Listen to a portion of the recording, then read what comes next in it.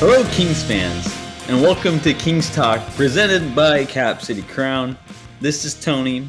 With me, as always, we have none other than John. Just gonna leave it at John, no last name. He's like Ichiro. Kings, they're in second place, tied for second place with the Memphis Grizzlies right now. They've gone 6-1 since the All-Star break, 3-1 since the last time we've talked. Just everything seems to be going Kings right now. It's the first time that they've been in second place in the Western Conference at this point, in the season since 2004, which is just, incredible. That was almost 20 years ago. So it just feels really good to be a Kings fan right now. I think there's exactly a month left of the NBA season right now till the playoffs start. John, how are we feeling? How are we feeling over there? Well, continuity seems to be paying off for the Kings. They're just continuing their upward trajectory. And as Chimezie Metu, a great spokesman for the team, said after the win on Monday, Mike Brown has this team thinking championship. Second place in the West, the best offense, one of the best in history. Yeah. Is that crazy?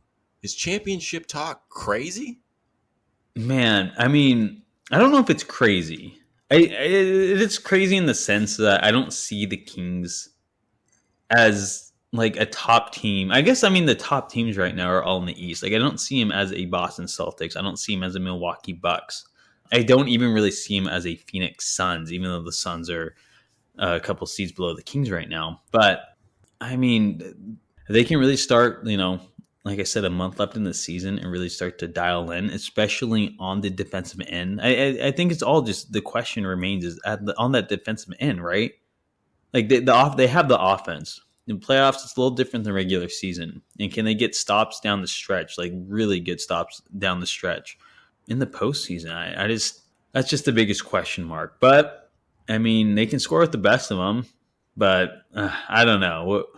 What do you think? Do you think it's crazy? I'm kind of right there. I'm like, I kind of want to believe, but I still think they have a little ways to go before I even see them coming out of the West to win that Western Conference.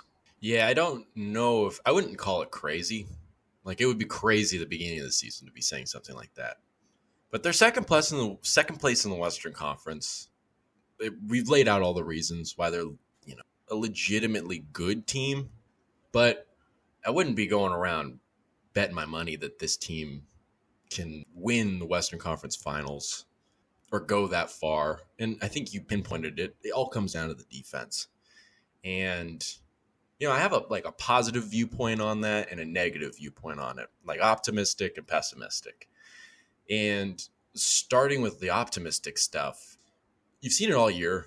The team can sometimes just kick it into another gear on a moment's notice. And in big moments in games, typically late in the game, or stepping up after a poor defensive performance, they struggled to defend Minnesota from the three-point line because they struggled on their pick-and-roll defense and their defensive activity with high hands and sticking with guys and being disruptive against Minnesota. Bounced back, had a good game against New Orleans. One of the better defensive games in recent memory. And they've had moments like that. If you remember correctly, at the beginning of January, they gave up 136 points to the Lakers the next game, and I think they gave up 72 paint points in that game. And then the next game against the Magic, they had a great defensive game. I think held the Magic to 44 or something like that, something in that range, paint points. So they have moments like that. They give the impression that the team can, to use the phrase again, tighten the screws when it's necessary to start kind of getting serious about that end of the floor. And on a personal level, we talked about it when the Kings traded for Kevin Huerter over the summer.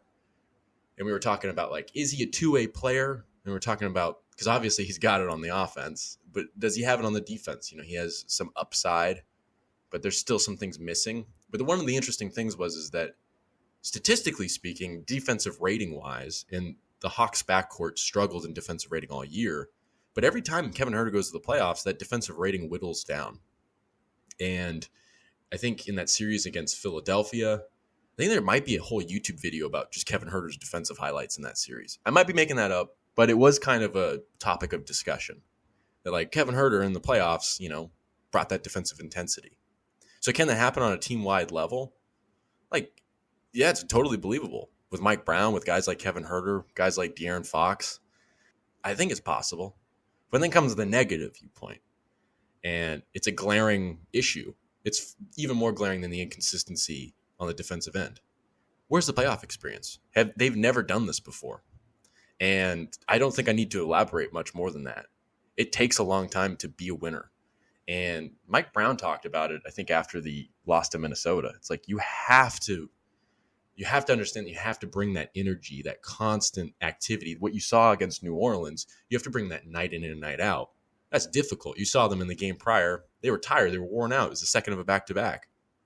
And so it's not about just building that experience. It's about the habits, the construction of a second nature throughout that kind of experience building. So it's not crazy that the Kings are talking championship. They should be. That should be on the horizon in the next 3 seasons. I think, like, in terms of being a legitimate contender, they should definitely be talking about that. I don't think it's crazy that they'll be a legitimate contender in 3 years, is I guess what I'm saying. Maybe even less. But right now, that lack of experience does not necessarily foretell the best in terms of whether or not they'll be able to turn on the defensive consistency. Yeah, I guess we'll see. Zach Lowe said on the Low Post podcast that there is a semi-reasonable world where the Kings do make it to the Western Conference and finals. The Western Conference finals. I saw what the hell does he mean by semi-reasonable world? I just see, like, from my viewpoint on that quote, it's just like people are starting to like take the Kings a little more seriously. It's like, yeah, they're in the third place, good for the Kings. And now it's like, okay, like they've been in the third place and now they're in the second seed with one of the best offenses of all time. I think at the moment they have the highest offensive rating ever. Like, should we start taking the Kings more seriously? And that's the question we just posed, right? Like, should we? And it's just like a hard answer. It's like, oh, maybe. Like, if their defense can step up, and it might step up, we don't know. I mean, he's dancing around the question kind of like we are. It's like, maybe. I don't know. I wouldn't put my money on it right now just because how inconsistent their defense has been. But like you said, Kevin Huerter steps it up in the playoffs. His defense. Can the other players do that? Like, I mean, I don't see why not, but I can't tell you it'll happen. It's just a hard question to answer. Yeah, nobody's got a crystal ball. Nobody knows what's going to happen when that environment and that level of intensity is happening for the full 48 minutes. It's a whole like the saying of like, well, we don't know until the lights come on, Mm-hmm. And that is really the truth here. But it's interesting because it's like, in terms of like how the national media takes it, it's like they're just catching up to the fact that they've been kind of ignoring them the whole time. And That's I don't true. know. It's just like, I feel like by Lowe saying that, he's just kind of trying to find more, I guess, viewers in the Sacramento Kings community, Yeah. Because by not talking about the Kings, now you're ruining potential audience. I mean, that's true. But, I get you. it's interesting. But in terms of actually the Kings going to the playoffs, what they can do there, to their credit, anything can happen. Stranger things have happened. Going into the season, the playoffs was the ultimate goal. So anything on top of it's kind of just like icing on the cake. I feel like our viewpoints will definitely change if the Kings get bounced in the first round. Like, what the hell? Fire Brown. No, I'm not saying that, but the West is super weak this year. And the Kings have been fortunate not having many injuries. Like we said in this podcast in the past, like where the Kings sit as the second seed right now, it's not usually like what their record is at this point in the year is not usually what the second seed's record is usually at this point in the year. So, I mean, you have to take that into account too. Because, I mean, you have Phoenix. I mean, that's a good team. I mean, really, there's a lot of good teams in the West that have been dealing with injury bugs, and they get at full strength at the right time during the playoffs. Like Kings, they're gonna have their work cut out for them. No, that's a good point too. Is you just gotta keep the reality in mind that there have been a lot of favorable circumstances for the Kings, including the fact that everything's just falling apart in Memphis. Yeah, And falling apart. that's a huge reason why the Kings are in second place. Mm-hmm. Grizzlies fans, they might as well be looking towards what's going to happen in the offseason. I don't think they really have a chance at this point, do they? It doesn't really seem like is there any timetable? Nobody's really talking about any timetable of any kind of return. Nobody would be surprised if you don't see Ja Morant again this season. I might be mixing that up. Maybe that's already been set in stone that you're not going to see him. But Well, no, right before we started recording this, a report did come out that John Morant will be without the team for the next 4 games. So that's kind of like the furthest that we can see at the moment, the report we've seen. So, I mean, I don't know. It's such a weird circumstance. They're talking about a 50-game suspension for bringing a gun on a plane potentially. I was told that like Colorado police aren't going to be investigating into this, like bringing the gun to the nightclub and stuff. And of course, not everything. Memphis is a good team without Morant, but I mean, Morant's your best player. And if they're going to go into the postseason without him, it's obviously going to be a huge hit to them. You can almost count them out at that point, right? But we'll see. I mean, they're still a really good team. And with him, if he comes back, I don't know. It just depends on that, really. I mean, that's a good team with John Morant. So it's true. It's we don't have the full answers at this moment. I mean, like they could drop just like all the other teams did from injury or missing players. But if he comes back and they're in the 6th seed going into the playoffs, I mean, that's still a really good team the Kings might have to face there, even though that they're the 2nd seed. You know, I think that's a great mindset to have. Especially, I think everybody in the team that's serious about winning should have that mindset. But also, like that's a lot of distraction. That's just that totally just takes the wind out of the sails. And I don't know. I don't want to. Look, my dumbass will make statements about other teams in the league, and I know better. I said a couple weeks ago, I'm like, yeah, Memphis is gonna be in the top 4, no problem. The Kings aren't. And now look at it. So I know, developing situation. We'll have to see, but that does definitely play into the Kings' favor with all the weirdness. Usually. In terms of talk about potentially coming on some defensive consistency, a couple of things happened over the last couple of games, both in the poor defensive performance against Minnesota and the good defensive performance against the Pelicans. Starting with the first one, the Kings defense was able to steady the boat slightly by bringing in Kessler Edwards, who was kind of a symbol of stability on that end and played pretty well. And I think PJ Dozier went in first. I think he took like 2 shots, and it's just like, whoa, dude, that's not what you're in there for. Yeah. Which was like, I wasn't expecting that because PJ Dozier, just like Kessler Edwards, has experience on a winning team in squeezing into a rotation spot. I don't know why Dozier thought he needed to take a couple of field goal attempts, but he did, and that really hurt his chances. And we said, like Kessler Edwards has got to have first go over PJ Dozier. Dozier did. Dozier blew it. Yeah. He might have another opportunity, though, that we'll see. Because, I mean, Kessler Edwards came in and played some good defense in Minnesota. I mean, I just don't know if he's been with the team long enough to get those consistent minutes at the moment. I mean, I assume going down the stretch, he is just going to be that defensive specialist, kind of like KZ was for the season, like you were saying. Just, okay, the Kings need him, like throw him in. Nothing else is working. He's kind of that guy.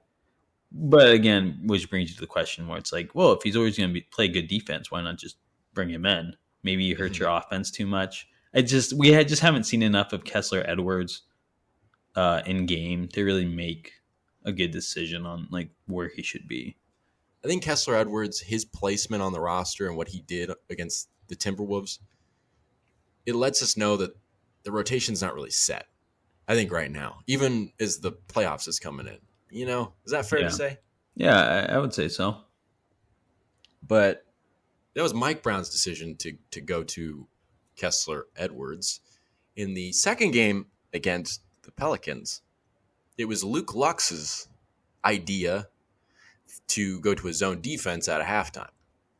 And Mike Brown recounted that, he's always kind of getting suggestions such as that from Lux or Lux, I never know, and Jordy Fernandez. And Mike Brown was kind of like, it's just, I'll just give in. And I went with it. Like, it just kept yapping about it, and I just went with it. Now, I don't know how tongue-in-cheek that was, but first of all, it raises a question about, like, well, now the Kings might have the zone defense thing in their back pocket.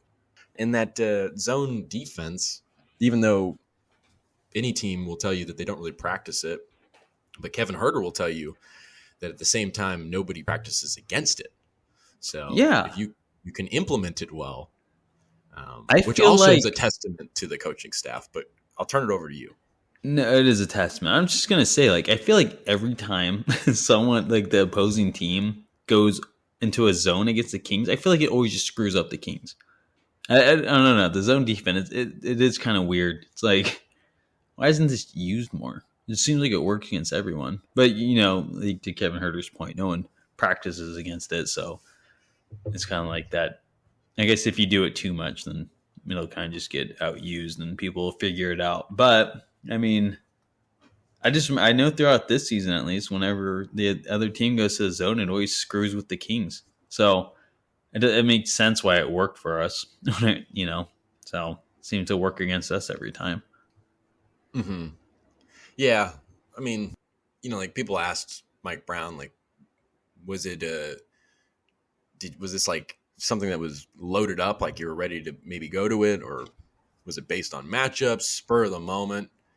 And Mike Brown, like, in addition to talking about how it was his assistant coach's idea, I don't want to say Luke Luss again, but I did. I just said it. But he was talking about, and you hear this from anybody. You hear it from De'Aaron Fox talking about checking players that are going off on the other team. Is just sometimes you just want to give them a different look. And I guess this kind of lends to what we were talking about earlier. Like, if you want to take an optimistic viewpoint, this is another bullet in the bandolier for the Kings to use, I guess, potentially. How that plays out, like we said, we don't know. But I guess the question that I have that comes up is, it's like, well, why didn't Mike Brown go to this earlier? Because it seems like this would have been useful at some point. Because I think the Kings have maybe gone to a zone a few times, but not for a whole half. No, very rarely this season. Yeah. Yeah.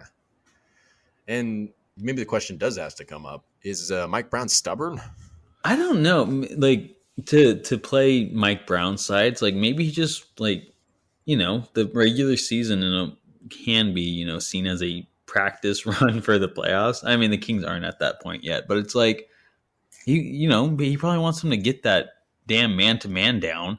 So it's like, you're just going to keep running that man-to-man so that by the time you get to the postseason, it's a lot better than it was, at the beginning of the season. So maybe he's trying to stray away from the zone. So it's like, like, the zone will work, but, like, we need to get this man-to-man down for when it matters in the playoffs. So maybe that's why, and he's just like, finally that we're getting closer to the playoffs, it's like, okay, maybe we need to start winning games. It's like, let's go to the zone now. Like, and now it really matters. Like, trying to hang on to that second seed now, or jump up to that second seed, get that good positioning. I don't know. That's just playing Mike Brown's side, but he could be stubborn too. I mean, he is trying to win games regardless. No, I think you make a great point, though, by taking quote unquote Mike Brown's side. It's like, how sustainable, like, how much do you want to lean on the zone defense? Is that sustainable for the whole time? Because it sounds like it's almost better just to have different options. Mm-hmm. And I think, like you said, it would be ideal to just get down the simple man-to-man and the additional kind of stuff that comes off of that. But I don't know. I feel like we're just setting up for a lot of things where it's like, well, I guess we'll have to see in the playoffs. We'll have to see in these last, this last month of the season. We're raising good questions, at least, right? We're raising good discussion right. For all you. Dumb enough to answer. Yeah.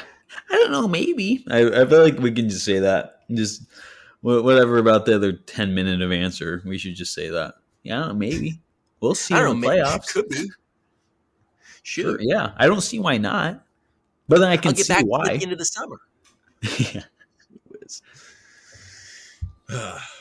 But kind of thinking about going forward to the close of the season into the playoffs, Kings fans have to be feeling pretty good that Kevin Huerter is tying all the strings together right now here in early March. I know, finally. Which is interesting. You get this guy, his primary attribute or primary impact that he can make on the floor is stretching it out, hitting threes, in addition to all the other stuff he does. But that's the primary one. And it's like now that the 3-point shooting's back, that was like the missing piece to tying it all together. Because all season he's found other ways to score, and all season he's had his ups and downs on defense. But I feel like there's been a lot of moments where I'm writing in my notes like Huerter defense, and that's not just his off-ball weak side stuff, which he's always been pretty good at. But there are some moments on ball. I think he's listening to the podcast. I don't want to like brag, but I think he's listening to us because I think so. We're oracles, you know? Yeah. Anyways, he's tying it all together, and it was very helpful, obviously, without Fox. With Fox, takes the team to another level, as would anybody kind of stepping up into playing their full potential. This is pretty big, right? That Kevin Huerter is kind of getting it together. Oh, it's huge. He's playing like he was at the beginning of this year, where it's like, oh shit, Kevin Huerter's on fire. Like, this is the guy we picked up.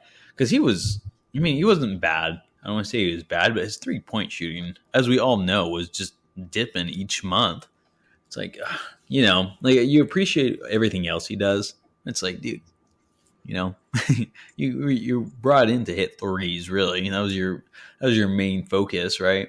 So it is nice I think the nicest part is seeing him hit those threes. And that's obviously opening up the rest of his game game and building confidence off of that. You've seen these last 4, and he's averaging like 6 assists, 23 points a game.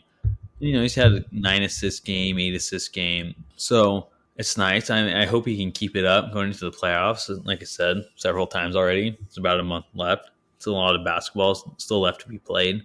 So let's just hope he can just keep it up going into the postseason. Because, like I said, that's when it's going to really start mattering. But it is nice, or start to matter.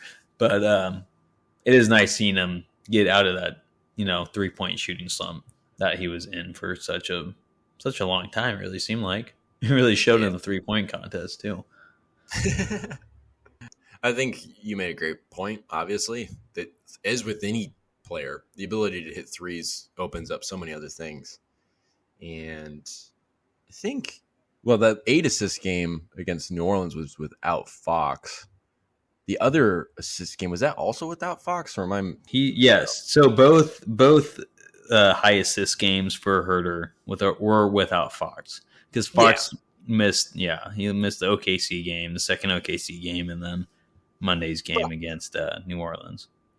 But not just the fact that Fox was out. You also do have to give credit to the fact that, or to the thing that you were just saying, that it unlocks his game, which also unlocks more stuff for the Huerter Domas 2-man game, which does not have a great ring to it when I just said it. It's a good 2-man game, though. Sounds like Huerter and Domas. Sounds like a law firm. Do we cheat him and how? No. But everything kind of coming together there, obviously, and unlocking things. And I think it was interesting. Was it on the broadcast for Monday's game? One of the more recent games. Mark Jones offered a interesting anecdote from a conversation he had with the redheaded sharpshooter, Red Velvet, as people like to call him. And he said that when the team was waiting to go back to the hotel, and in the aftermath of that first OKC game and with the tornado warnings in town, he spent extra time in the gym and had made an adjustment to his shot base. And things have only been looking up since, really, Yeah, and we were talking a lot a couple of weeks ago, referencing a point that was made on Twitter again about Kevin Huerter potentially having some fatigue issues. And I don't know. The shot, when you think about the fact that he adjusted something in his shot base, maybe he's not putting as much, I don't know what the word would be, reliance on the lift from his base or something like that. I don't know what he did exactly, but boy, that's a shot in the arm, because when you start talking about a a shooter getting fatigued in February, that doesn't really lend a lot of hope for what's going to happen to close the season. And he completely just, now granted, he could go 0 for his next 20 or something like that and would bring it right back up again. Yeah. Because that's what we do. But he almost surprisingly, and I don't want to say that because he's such a good player and such a good shooter, but almost surprisingly, he just totally, that narrative is not in my mind. No. And, he's proven us, that it's not an issue right now, a shot. So, I mean, it's easy not to talk about his, previous 4 months when he's shooting the ball so well. And you hope he just doesn't fall back into that slump. I mean, like you said, there was that tweet about like his fatigue and how that's affecting him and how he's moving a lot more than he was in Atlanta. He was more of like that guy in the corner kind of shooter, didn't move as much without the ball, where now he's moving a lot more and how that can have an effect on his, his fatigue. So it is worth noting that we did have the All-Star break a couple weeks ago. So fresh set of legs. Like, yeah, he didn't come out of the All-Star break firing all cylinders like he has the last 4, but it is worth noting that he is, getting back on this hot streak after the All-Star break, or at least a week after the All-Star break. But the adjustment in his jump shot, that's a good sign too. Maybe hopefully that's all it was, and hopefully the fatigue has nothing to do with it, and he's shooting the ball wrong. Because obviously the fatigue will come with more games played again, and without the All-Star break in there to break it up. Right. Or give you some rest. Another observation I had, and this one's not really backed up by anything. It's kind of just from what I've seen and just taking note of. But correct me if I'm wrong. It just seems like over these last several games, really coming out of the break, is there more of a concerted effort getting Huerter a shot or two really early? Like, I think there's been a couple of games here recently where he hits the first field goal of the game or something like that, or gets the first shot. I wonder if there's some effort to try to get him in a rhythm early. And again, it's not like his field goal attempts have changed in the first quarter. It's like I can't really see like a difference, but it does feel like in those first like 4 minutes of the game, he's a lot more involved. And again, I'm willing to be told I'm wrong there. I don't know. Have you kind of noticed anything like that? No, honestly, I can't support or debunk your what you're saying. I haven't been paying attention like that. I don't know. I'll have to pay attention tonight. You know what's wrong with you, Tony, is you don't listen to Kenny Thomas, and that's valuable insight that you're missing. About it. Tell us about Kenny. Kenny listens to this. At least he posted on his story. So before you start talking shit about Kenny. I'm not going to talk shit about Kenny. I think Kenny Thomas is a fantastic individual and an upstanding model citizen. I'm flabbergasted that Tony does not watch the pregame coverage. And I just think that you're admitting here that you're not paying attention. Maybe you'd pay attention if you listen to Kenny Thomas. Okay. And yeah, I don't listen to pregame. I don't listen to postgame.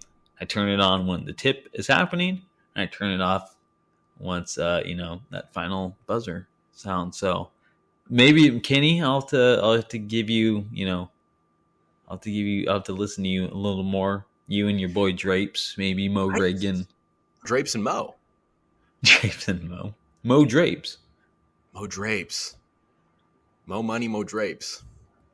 Yeah. We're going to make sure no sun gets in this house. We're going to have drapes everywhere. Yeah, exactly. I'm wondering, though, why they don't have Kenny Thomas, like in the after the first quarter and after the third quarter, at the start of the next quarter, if I'm not mistaken, they'll have Matt Barnes come on and talk to the broadcasters. Why don't they do that with Kenny Thomas? I don't know. Good question. Man, I just don't get it. That's their loss, I think. But I wanted to make a note talking about Kevin Huerter's shot adjustment. One of the things that I would want to ask Huerter as a follow-up to that, or even ask Mark Jones if I had the opportunity to, did Huerter have any help from a specific assistant coach? Because we were noting earlier, it's like, man, this assistant coaching staff, when you think about different things, you talk about, Jordy Fernandez and Luke Lux's effect on the defense and how much Mike Brown admits that he leans on him. I'd be interested to know which coach was helping him with the shot. What is it? I would say Luke, right? Because Yeah, Luke helped Fox with his free throws. Yeah, that's a good point. That guy's the complete package. I love Luke. Luke Lux. I don't know. You think I know? Bouncing between the two of them all Luke. afternoon. Luke Lux. Lux. Luke Lux. You just gotta say it quick. Luke Lux. It depends. If you're talking about defense, it's Luke Locks because he locks you down.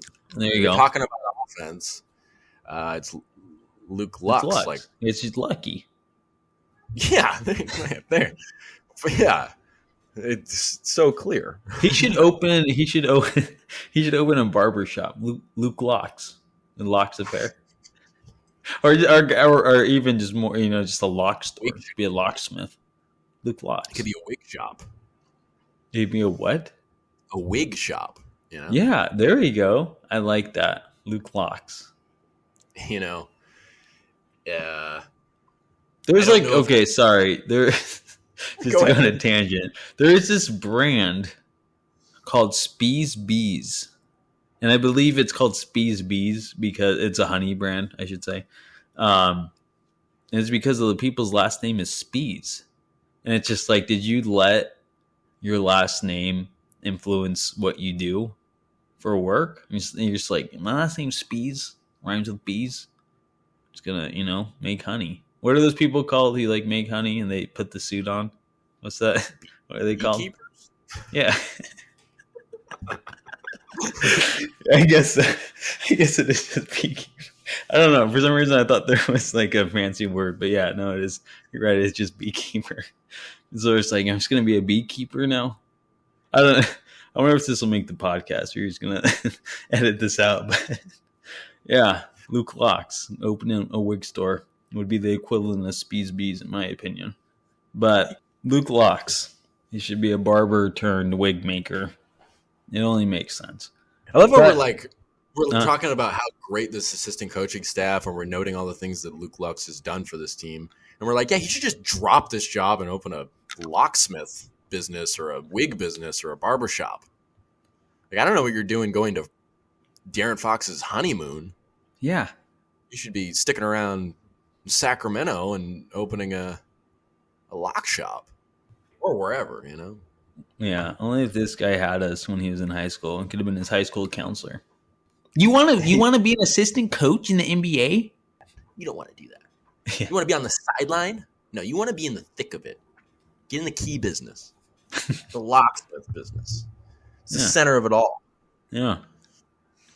My last name doesn't rhyme with anything, so I had to wing it really. Where Luke, he had his life set out for him, and he just decided to take a different path than what was laid out in front of him, his birthright. It would make a lot of sense based on this whole last name to job thing or gig. Whenever I type in Cap City Crown, it always autocorrects to Capacity Crown. Because if you just replace that first space with an A, it's capacity. Yeah. Yeah. Imagine if your last name was Cassidy. Oh, man. It makes sense there. I wish it was. Cassidy City Crown? Or Cassidy Crown? Cassidy Crown. Cassidy Crown. Butch Cassidy. Jack Cassidy. I like it. Yeah. Perfect. Wow, that was like 10 minutes. Yeah. For those of you still listening, we'll get back on track to Sacramento Kings. John, if nothing else on Huerter, what else we got on the docket? Well, a very interesting thing happened on Monday. Something that you haven't seen in a decade. In fact, most people, even though it happened a decade ago, most people probably can't even say they knew that it ever happened. But Harrison Barnes got a technical foul. I know. I didn't even know he could talk. I didn't know he could be anything other than, just the utmost gentleman that you could find in the wild. He's just, he's He's Yeah, Harrison because that's where Barnes. gentlemen are. They're out in the wild. Just in society, it's the wild. Um, yeah, it's funny. Oh, it's funny. My wife, she calls Harrison our father, just because he's just like this classy guy, just like teaching you. You like just imagine him like going home after a game, just like sitting down with his kids, just like, all right, you're having trouble with multiplication, long division. I feel like we made this joke already, but I don't know. She just calls him our father, and because he's just like a dad. And so for him to like get a technical, it's like seeing your dad. Like, I don't know. I know we have different dads, but Yeah, my dad would be technical. yeah, my dad, or just this like the what's it like the nuclear dad. He wanted to get a technical foul, so it was just very surprising. I was gasping, like, Harrison, a technical since your first one since your rookie year. So unlike him. And it's Right. sad to see your dad in that state. But also, you're just like, nice. Yeah, yeah, Because that that's brings true. me to the question I wanted to ask here, which is that it's probably a lot easier to walk away from a lot of these situations if you're not playing for playoff seeding or really trying to win games. It's the first time in a long time for Harrison Barnes where he's playing meaningful basketball at this time of the year. And it just seems like rejuvenation. Because over the last couple of weeks, you've seen him. That's not the first time he's been talking to the refs. And every NBA player is making his case to the refs and whatnot. But you've seen Harrison Barnes be a lot more demonstrative with the officials. You'll see him at the free throw line talking about stuff. Like he'd be talking to the refs the whole game. He finally gets to the free throw line on a call. He'll be talking to the ref, take a break, take the free throw, go back to talking to the ref, making his case sternly yet respectfully. And then this kind of happened. So it just kind of seems like there's more life within him. And, you could make that argument too about Fox, just kind of how engaged he is with everything. And of course he's engaged. They're winning. Of course Harrison Barnes feels like something's at stake here, which is why you act in that manner. I guess the Harrison Barnes thing is just a side effect of good stuff happening in Sacramento. Good stuff happening for Harrison Barnes for once. Yeah, for the first time in a minute, at least since he's left Golden State, right? First time he's been on a real winning team. So, None of those Dallas teams were winning teams, were they? no, No, because Harrison Barnes was the primary option. exactly. And it is nice to see, like you said, these games matter more. So, of course, he's going to get a little more upset when he's not getting that foul call. It is nice to see a little emotion out of Barnes. He's usually that stoic guy, kind of just there to play. But, he's a leader, fire his team up. Yeah, that's true. Kevin Huerter seemed very pleased to see Barnes do that after the game. He's like, I'm always just trying to fire him up, but he's just such a palms down guy, I think is how he put it. Mm-hmm. So he was excited to see Barnes. And I think being that leader, being that veteran presence, being the one guy, well, not the one guy in the rotation with championship experience, because Dellavedova has championship experience. But like, people are going to get behind Fox and Sabonis, but it's like when Barnes does something like that, that really jacks up the intensity, or at least that's what I imagine. Or that must really jack up the intensity. Like, oh shit, Harrison? Harry? Yeah. Harry's going off? Harry Barnes? Harry B? HB40? Like HB40. It's like UB40. Yeah. Red wine, baby. Yeah, hell yeah. HB40. Yeah, it was nice to see. I don't have too much other to say. Good for Barnes. It really does say something about Barnes, though, that like one single technical foul warrants a topic of conversation. Yeah. Like, golly, did you see that? He's gonna come in next game, just like all tatted up. He's like a different guy. He's not wearing a suit anymore. He always wears a suit when he comes in to game day. Just gonna be like whatever, wearing street clothes. He just comes out shirtless. So fucking pissed. Just totally changed him. He's got the defensive player of the game chain around. It's like, where'd you get that? It's mine. It's like, all right, all right, Harry. It's like, this team might win a championship. Holy shit. Yeah, smoking a cigarette. Yeah, he doesn't even have like the single pack. It's one of the big old like 180 cigarettes. That in his locker. Harrison, this is a smoke-free zone. It's like you can't handle the smoke. Yeah, exactly. Moving on from Harry Barnes. Harry Barnes, Harry B. Another guy I want to talk about is Davion Mitchell. Not Dave? Yeah. Good friend Dave. Where's he from? Do you know where Davion Mitchell was born? Where he lives? Or born, I guess. Where he lives? I think he's from Georgia. Georgia. Didn't he go to Georgia before he went to Baylor? I didn't know that, to be honest. Something. He went somewhere. Maybe. I don't know, just because we got like Carmichael Dave. Yeah, Hinesville, Georgia. I think that's yes. Okay, that sounds familiar. Hinesville Dave. That doesn't have the same ring to it. No, yeah, that was really climactic. Hinesville Baylor Dave. I don't know. Davion DeMonte Earl Mitchell. Oh, and just for reference, that's nowhere near Atlanta. No, he went to Auburn too, not Georgia. Auburn. Well, yeah, no. Liberty County. I'm just trying to like Liberty County Dave, NCAA champion Dave. Yeah, Davion Mitchell he's strung together a couple nice games without Fox now. Like we were saying when Huerter got his 2 games where he had the high assists, 9 and 8 assist games. It was the games that Fox was out.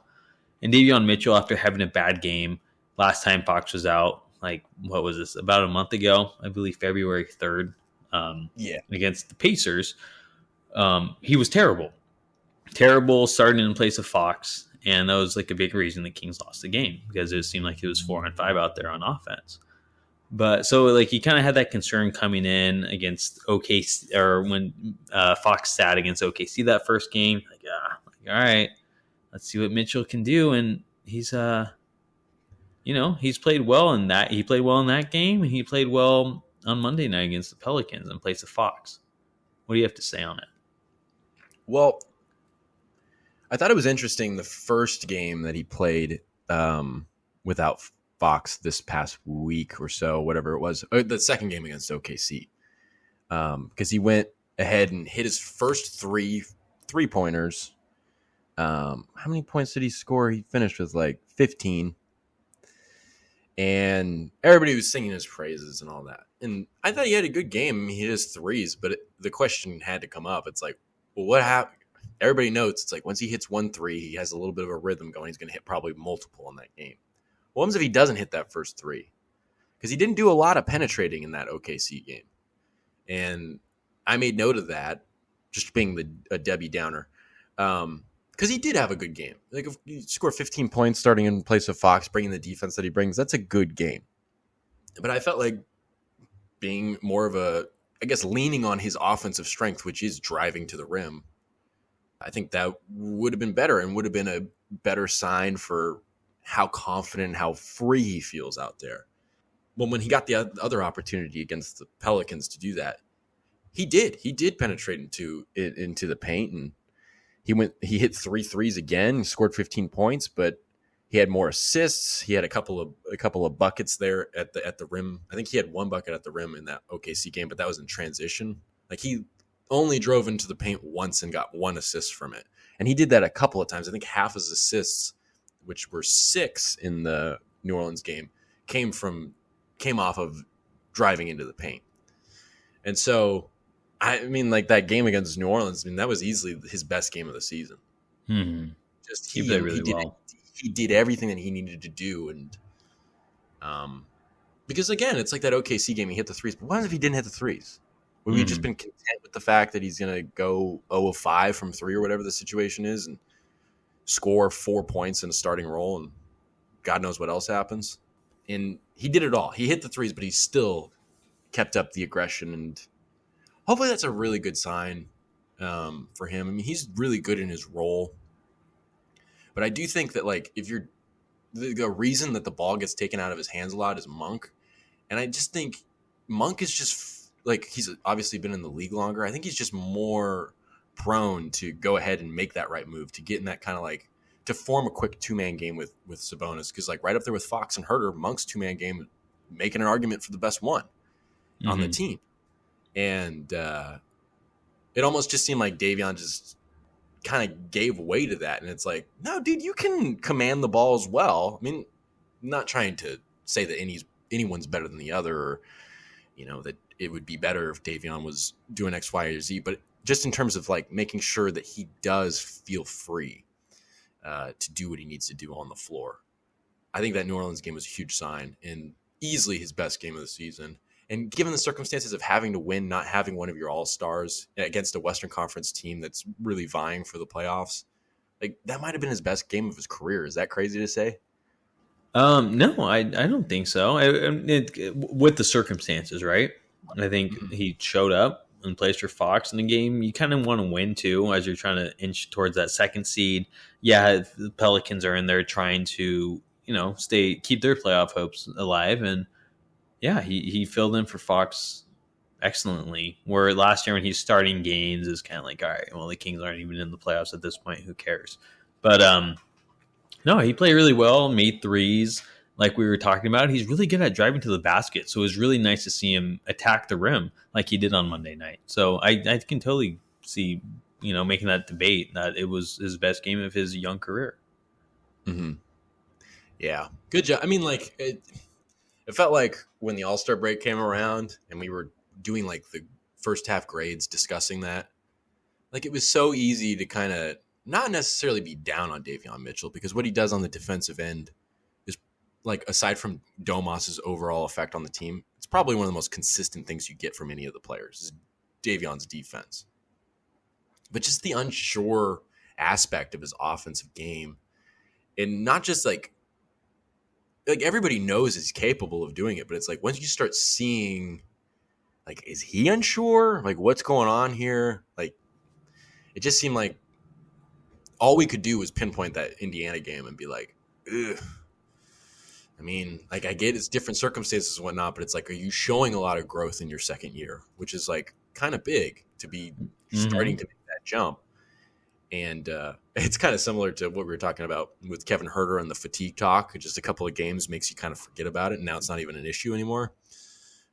It's kind of the same thing with Davion. You almost want to let these last two games and the fact that he progressed from the OKC game to the New Orleans game to be able to go ahead and utilize his offensive strength, as we're saying. It's like you almost want to just kind of be like, well, there you go. You're right of the ship, Davion. Just as long as he closes out the season from here with a little bit more confidence, a little more understanding of what he can do, um, Mm-hmm. that would be good. But again, we'll Yeah, have to see what happens with Fox back and everything like that. yeah, but it's like the way that Davion ended the season when Fox went down last year, and he was started so well. He was scoring the ball really well. It's like this guy could be like a starter in this league, really. And so I get it. That's a starting job. And then he moved back to the bench this year, just for the whole year essentially. And it's like, man, like you're so like you can score so well as a starter. Like what makes you change so much as a bench guy? And so it's kind of been disappointing because you're kind of building off that into last season, and to see him, he's still a really good defensive player, but his offense has just been kind of non-existent at points in this season. So it's kind of been a letdown, like you're saying. Like you really want to see that growth in all areas of his game as a sophomore. Um, so it is nice seeing him, especially when he did get a start back in Indiana. He was bad, so it was nice seeing him get these two games, like these two starts, get back on track. But you still want to see more out of him on the offensive end when he comes off the bench, because he has it in him. It's just he's just not doing it. Yeah, and I think that's the hope here is that he's kind of reoriented his viewpoint on what he's able to do in terms of impact. Because one of the things that I almost forgot to note, really important, Mike Brown said about Davion Mitchell what he often says about Fox, which is that like Davion as the head of the snake, the primary head of the snake with Fox out, he was overriding calls, making his own calls, setting up his teammates on his own, doing things like that. When he takes initiative, you know, things obviously work out. He can utilize every aspect of his game at that point. So hopefully that's what it's done, is that it's allowed him to understand, gain a better familiarity with where he can kind of take that initiative when it's necessary. Because again, it's like You got Monk going in there, and Monk's commanding a lot of the ball handling. It's not like Monk's saying like it's my ball. It's like Davion's just not. It seemed like, and again, this could be just kind of a feel. I'm not really like backing this up with a lot of evidence, but it's like you get a second year player like that. I mean, he's going to just kind of willingly take a back seat on the offensive end to Malik Monk, and Monk's great, but it's like if you have both of them able to do that, because you see Monk and Fox play together, and they'll kind of like throw off or switch off on ball handling duties and whatnot. But it just seems like Davion Mitchell, it's kind of on him to again, to use the word again, take that initiative to make the impact, the ultimate impact that he's actually capable of making. Because he's better. That's one of the things that was so frustrating about him with the first half of the season, quote unquote, was that it's like, dude, we know you're so much better. You're not as fast as Fox, but you're damn near as quick as him. And it just didn't seem like he was ever showing that he knew that. So hopefully it's a good sign going forward. I agree. I hope so. You know what we didn't talk about? So it looks like Mike Brown's going to win Coach of the Year. Oh, yes. It's a big topic we passed over. Yes, Mike Brown now leads, at least according to Bet Online, he leads the odds for winning the Coach of the Year award. And, I mean, for good reason, right? I mean, like, the next highest guy is Joe Mazzulla. And I get it. Like, Joe Mazzulla's, like, a new head coach. I mean, Brown's not a new head coach, obviously, but, you know, his first time in Sacramento and his first time being a head coach in, you know, almost a decade. So, I mean, the difference between these two guys taking over a new team is that Mazzulla is coaching a second seed Celtics team who went to the NBA Finals last year. And Mike Brown is coaching a second seed Kings team who haven't been to the playoffs in 16 years. So, I mean, I think that's enough of a case for Brown to win it over Mazzulla. But, I mean, Brown adds so much more to the table. I mean, he's done a ton. Just kind of looking at what's noticeable, the team is in second place. More importantly, though, the team is one that understands accountability, is always hungry for a lesson, and is constantly wanting to do the right thing. And when you have that as a team-wide kind of situation, it kind of points up to the top. And the head coach has everything to do with that. And, I mean, I want to give a lot of credit to Monty McNair. It all kind of starts there, but in a lot of ways, actually doing the heavy lifting to change the culture in the locker room, on the practice floor, on the game floor. Like, again, it goes down to the head coach. And there are a lot of people when Mike Brown got hired that were like, that's not the right choice. He's a career loser, even though he has an above 500 win percentage. He's a career loser, as everybody said. He just succeeded because he coached LeBron and all this stuff. He's kind of proven to be everything that you hoped for. And also, it's just like, I don't know if I'm making a big deal out of something so simple, but it's like, you remember the foot bruise situation? And like, we're like, well, why did Fox play on it so long? And why was it allowed to fester? Why was it allowed to combine with stomach bug that was going around the team? And he also had a thumb issue. Like, why did that happen? Like, of course, the player wants to play. The player is going to want to compete regardless of nagging injuries or whatnot. It's kind of on the head coach to do something about it. And like, that was along with maybe starting Chimezie Metu or being very, I guess to use the word again, stubborn about giving him a shot when it seemed clear that if you're not going to, not to rehash the situation, but if you're going to make Keegan Murray earn a starting role, why the hell are you going with Chimezie Metu, not the guy that was starting on the team last year and did a really good job? And the guy that got like 3 DMPs in the first 5 games and then ended up being one of the best members off the bench, Trey Lyles. But I guess the other kind of main gripe with Mike Brown was the foot bruise situation. It's like, why didn't you step in? That is kind of your job at that point. And with Fox's hamstring, and again, maybe I'm making a big deal out of kind of something that's just trivial. But the way he just kind of went ahead and took credit for the fact that he told Fox not to play, when rarely does he take credit for things, as we were saying earlier in the podcast, I think that showed growth. And I think that if you're going to expect your team to grow, you kind of got to do it yourself. And that's just kind of a cherry on top. But it's just like nobody expected Sacramento to be 11 games over 500. Like that alone is just like obvious. Yeah, I agree. And I think what you mentioned earlier about the culture change, and, developing a winning culture, it has a lot to do with, Mike Brown. And like you said, Monte McNair. And are we going to be looking at a team that might have the executive of the year and coach of the year? Like, I think so.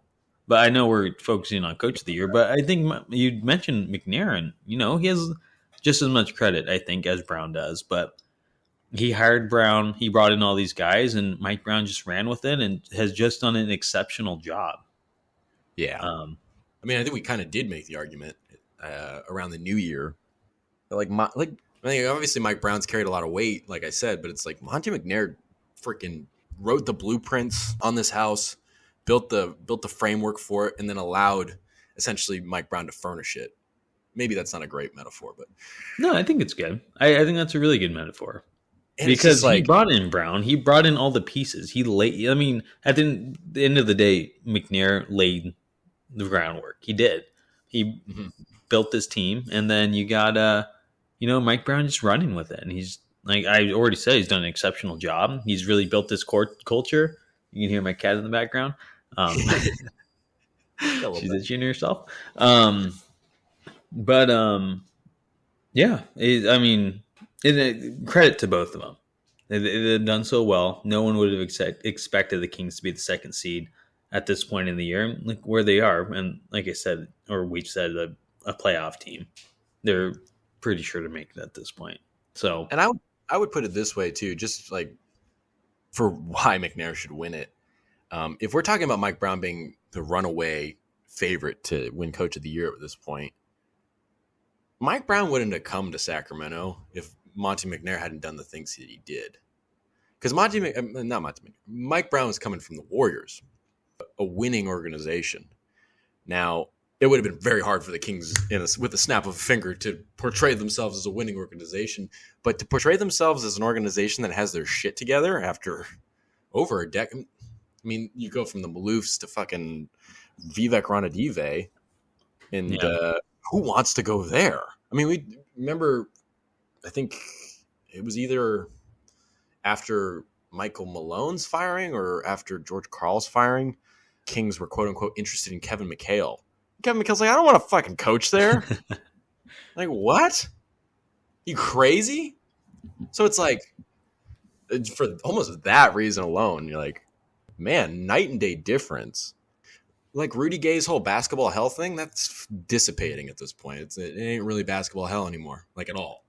I know. I got a couple of basketball hell shirts on the Cap City Crown shop, and I think it might be almost time to take those down. Yeah, you might want to call it. What would be a good thing? It's basketball. Was it basketball purgatory now? It's basketball heaven. Yeah. Well, maybe they'll just win the championship this year, dude. Maybe they'll win the next 6. Dude. The next 6 Larry O'Brien trophies. Is the cat going in the litter box? She's on her scratching pad. She's staring me down. She's just staring me down. She's like scratching it. You want some of this? Let's go right now. Yeah. Let's go on the court. 1-on-1. Best 11. 1 by 2. But yeah. Well, to move on from that, and I mean, I don't think we have, unless you have more to say, of course. But I think that covers it. Yeah. Well, the Kings, they play a TNT game tonight. Their second of the season against the New York Knicks, who have won 9 of their last 10. They're on a little heater right now, just like the Kings are. They're in the 5th seed in the East, trying to climb up the rankings. 2 behind the 4th seed Cavaliers. It'll be a good game. I wasn't excited last week for it. You asked me this, like, you excited about it? I said I don't really care against the Knicks. But you know what? The Knicks have really, they've been playing well as of late. They've climbed up those standings. So I think it'll be a really good game. The lefties, Randall and Brunson, against the lefties and Sacks, Sabonis and Fox. Fox is expected to play tomorrow. He says he's feeling 100%. So I mean, TNT games are always fun, something we've lacked here in the last several years in Sacramento. So I'm excited for it. Big game, nearing the 40 win mark. So it'll be fun. Yeah, yep. And to be fair to the Knicks, it probably would have been on a 10-game win streak had Jalen Brunson played on Tuesday. But he didn't. He's day-to-day. I'm expecting him. At this point of recording, he's still listed as day-to-day, but I don't think there's any doubt that he'll play against the Kings on national television with our boy Stan Van Gundy doing color commentary. We got Stan. Who are the two announcers? Do you know? It's like, well, whoever's with, I don't know the guy's name that's with Stan Van Gundy. No. I don't know his name. But I think he's the one that did the Nets Kings game in November. No, I don't even remember. Van Gundy part of that one, or was that? I don't know. I don't think so. Maybe. I don't know. Who knows? Who knows? We'll find out. Well, the Kings score 150 again. We'll find out on national TV. But yeah, Kings have been playing well as of late. They got a chance to keep playing well in front of a national audience. And then by the time we play or talk next week, they will have a chance to win 40 games. But they got some tough ones against the Knicks, the Suns on Saturday, the Bucks on Monday. So we'll see if they can reach 40 by the time we talk again. Thank you all for listening. And until next time, have a good one.